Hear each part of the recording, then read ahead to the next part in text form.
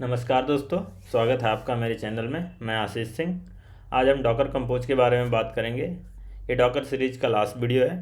अगर आप इस वीडियो पे पहली बार आए हैं तो मैं आपसे रिक्वेस्ट करूंगा कि आप डॉकर के पहले पुराने वीडियोस देख लें, डॉकर का बेसिक्स क्लियर कर लें, क्योंकि बिना बेसिक्स के डॉकर कंपोज समझ में नहीं आएगा। ओके, तो चलिए चलते हैं। तो डॉकर कंपोज क्या है? डॉकर कंपोज तब यूज़ होता है जब हमारे पास कोई एप्लीकेशन है जिसमें बहुत सारे एप्लीकेशंस रन हो, बहुत सारे कंटेनर्स रन हो, जैसे वेब सर्वर रन हो रहा हो, डीबी रन हो रहा हो, कोई और माइक्रो सर्विसेज रन हो रहा हो। तो इन सारे चीज़ों को अगर डॉकर में रन करना है, अगर हम मैनुअली रन करेंगे सारे के लिए सिंगल कमांड्स लिखते रहेंगे, Docker run dB, Docker run web server, जो भी उसका इमेज है उसके साथ, पोर्ट के साथ, और सबको कनेक्ट करते रहेंगे। तो सारी चीज़ों को एक कमांड से अप करने के लिए, डाउन करने के लिए, मैनेज करने के लिए हम डॉकर कंपोज का यूज़ करते हैं। ओके, एक डॉक्यूमेंट मैंने बना रखा है आप लोगों के लिए, लिंक मैं इसका दे दूंगा।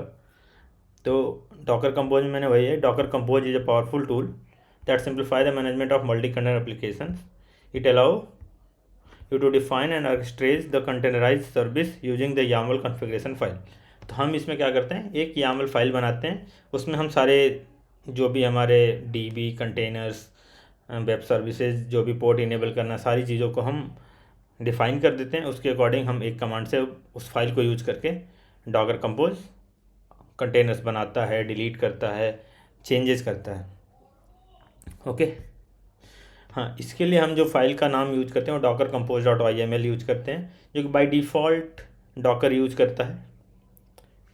ओके, और ये सारी चीज़ों को रन करने के लिए हमारे पास सिंगल कमांड से रन हो सकता है। यूज केस क्या, मैंने जो आपको बताया, अप्लीकेशंस है, मल्टी कंटेनर सर्विसेज हैं, वेब सर्वर हैं, फ्रंट एंड का सर्वर है, डेटाबेस है, और माइक्रो सर्विसेज में बहुत सारे, पेमेंट गेटवे का सर्वर है। सारी चीज़ों को अलग अलग में रन करने के लिए हम एक कमांड से अप एंड डाउन कर सकते हैं।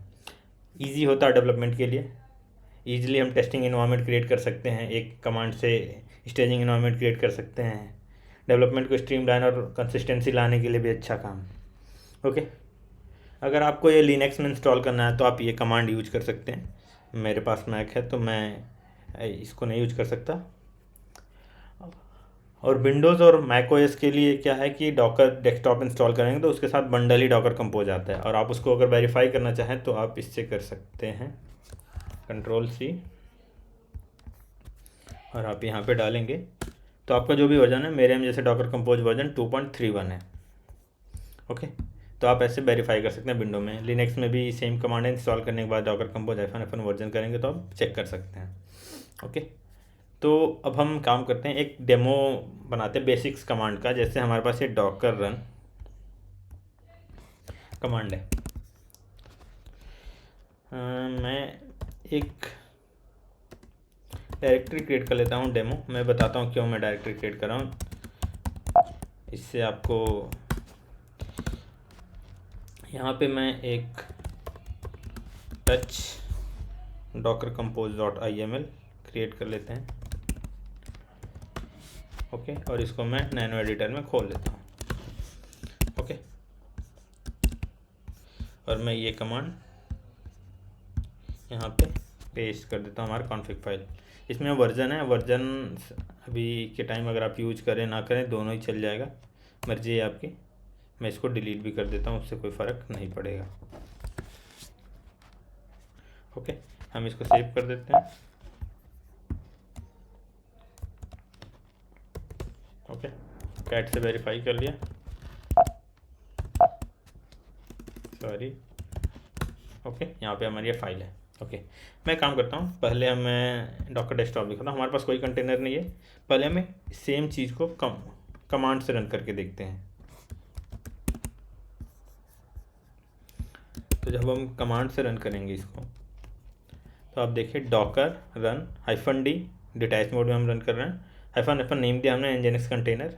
हमने फिर पोर्ट मैपिंग की 8080 को डॉकर के 80 पोर्ट से, और हमने nginx रन किया। हम इसको रन किए तो हमारा यहाँ पे रन हो गया। अगर हम इसको लोकल होस्ट 8080 करते तो हमारे पास nginx सर्वर रन हो रहा है। अगर हम इसको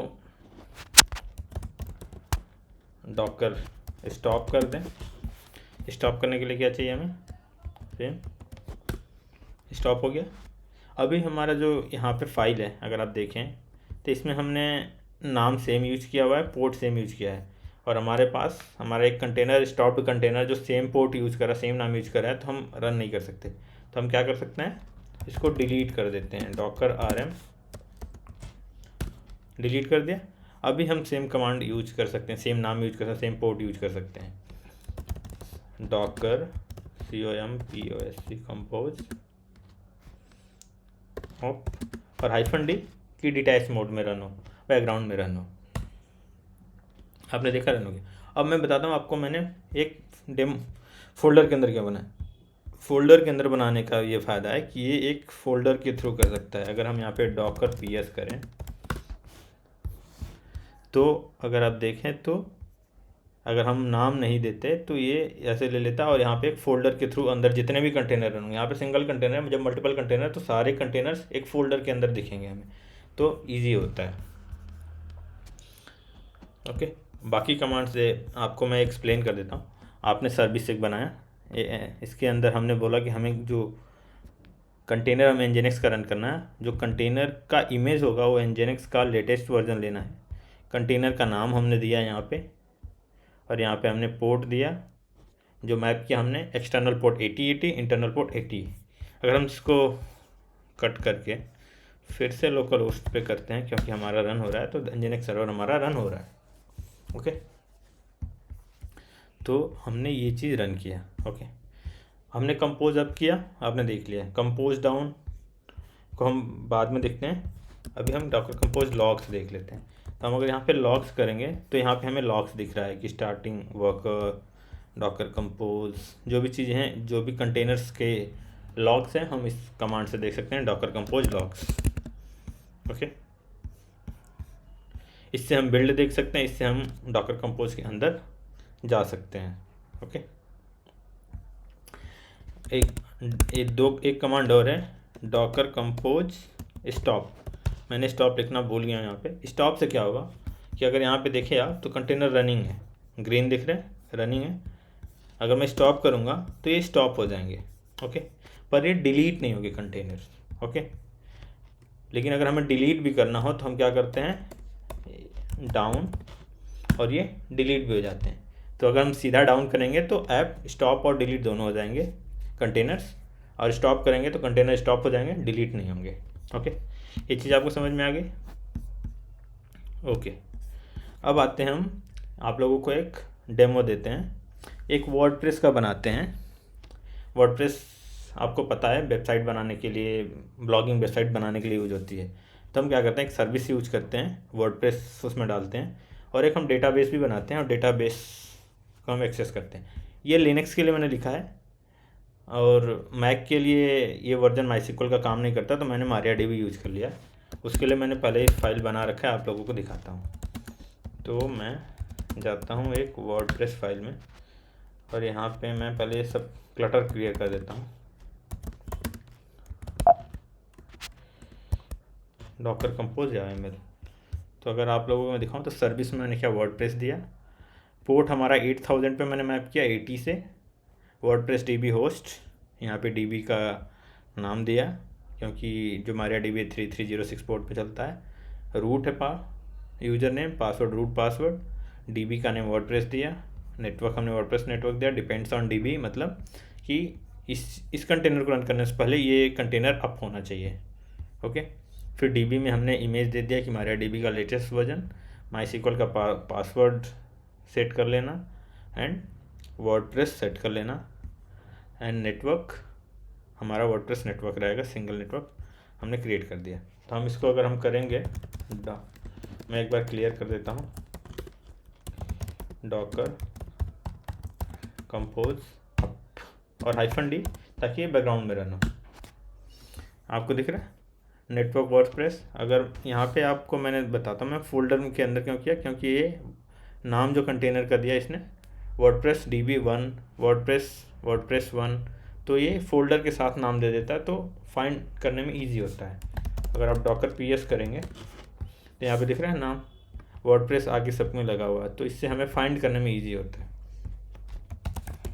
ओके, यहाँ पे भी मैं अगर आप दिखाऊँ तो ये रन हो रहा है, ठीक है। अभी हम क्या करते हैं, ये 8000 पोर्ट पर रन हो रहा है, इसको रन करके देखते हैं। देखिए यहाँ पे वर्डप्रेस वेबसाइट चल रही है। ओके, जो भी है कुछ भी लिख देते हैं, लेट्स से ASISSingh.in लिख देते हैं। यूज़र नेम आशीष डाल देते हैं, पासवर्ड यही रहने देते हैं, इसको कॉपी कर लेते हैं लॉगिन करने के लिए। ओके, ईमेल भी कुछ भी डाल देते हैं, asis@gmail.com। ये मेरा ईमेल आईडी नहीं है, मैंने रैंडम डाल दिया है। इंस्टॉल वर्डप्रेस किया, नॉट नाउ किया। अब ये लॉगिन पे जाएगा। तो हमने क्या किया था, आशीष यूज़र नेम और पासवर्ड मैंने कॉपी कर रखा है, पेस्ट कर देते हैं। लॉगिन कर लिया। तो ये हमारा वर्डप्रेस वेबसाइट हो गया। और हम चाहें तो यहाँ पे अपना पेजेज बना सकते हैं, या फिर नहीं तो हम इसको सीधा सैम्पल पेज को क्विक व्यू कर सकते हैं। तो अब देखा हमारा वर्डप्रेस वेबसाइट बन गई। अगर हम इसको एक क्लिक में डाउन करना चाहते हैं तो क्या होगा, डॉकर कंपोज अब की तरह डाउन भी हो जाएगा। ओके, अभी हम इसको करेंगे तो हो जाएगा। तो आपको समझ में आ गया डॉकर कंपोज किया। हमारे यहाँ पे डीबी भी रन हुआ, वर्डप्रेस भी रन हुआ। तो मल्टी कंटेनर चीज़ें रन करने के लिए हम यूज करते हैं। ओके, अब सारे कमांड्स देख लीजिए। डॉकर कंपोज PS, अगर मैं एक बार फिर से करके अब करता हूँ -d, यहाँ पे डॉकर कंपोज नॉर्मल PS करने पे तो आता है, डॉकर कंपोज PS करने पे डॉकर कंपोज के थ्रू जो कंटेनर चल रहे हैं केवल वही कंटेनर्स यहाँ पे दिखाई देते हैं। ओके, अगर मैं यहाँ पे गया और ये जो ऊपर कमांड है सिंपल nginx का, अगर इसको मैंने रन के बिना डॉकर कंपोज के यहाँ पे, और फिर मैं डॉकर कंपोज PS करूँगा तो उसमें ये चीज़ नहीं दिखेगी। पर डॉकर PS करने पे, एक सेकंड में क्लियर कर देता हूँ, और डॉकर PS करने पे, डॉकर PS पे हमें सब दिख रहा है, nginx कंटेनर दिख रहा है, वर्डप्रेस में दिख रहा है, सब दिख रहा है। पर अगर डॉकर कंपोज PS किया तो हमें क्या, केवल 2 कंटेनर जो डॉकर कंपोज के थ्रू चल रहा है तो ये दिखती है केवल। तो डॉकर कंपोज PS और डॉकर PS में पता चल गया। डॉकर डाउन पता है, अब पता है आपको लॉग्स में लॉग्स देखेंगे। exe करके हम सर्विस में जा सकते हैं देखने। और डॉकर कंपोज हमें बिल्ड करना है, रीबिल्ड करना, हमने कुछ चेंज किया और हमें बंद नहीं करना है, रीबिल्ड करना है, तो बिल्ड कमांड यूज करते हैं। ओके, और इसमें तो मैंने वह बेस्ट प्रैक्टिस ये हैं कि आप क्या नाम, इन्वायरमेंट वेरिएबल में पासवर्ड्स रखो डेटा, और वहाँ से यूज करो। ये मैंने यहाँ पे डायरेक्टली यूज कर लिया अभी के लिए, पर ये बेस्ट प्रैक्टिस नहीं है, आप ये यूज़ करो, मैंने लिख दिया नीचे। वॉल्यूम के लिए आप लिंक कर सकते हो कि आपका ऐप डेटा इंटरनली कैसे हो, और इग्नोर फाइल्स यूज करो। ये सारे बेस्ट प्रैक्टिसेस हैं, तो आप यूज कर सकते हो। तो आज के लिए इतना ही। आप लोगों को अगर वीडियो पसंद आया हो तो आप लोग प्लीज़ लाइक, शेयर और सब्सक्राइब करें, और जितना हो सके उतना सपोर्ट करें। Thank you for watching. Have a nice day.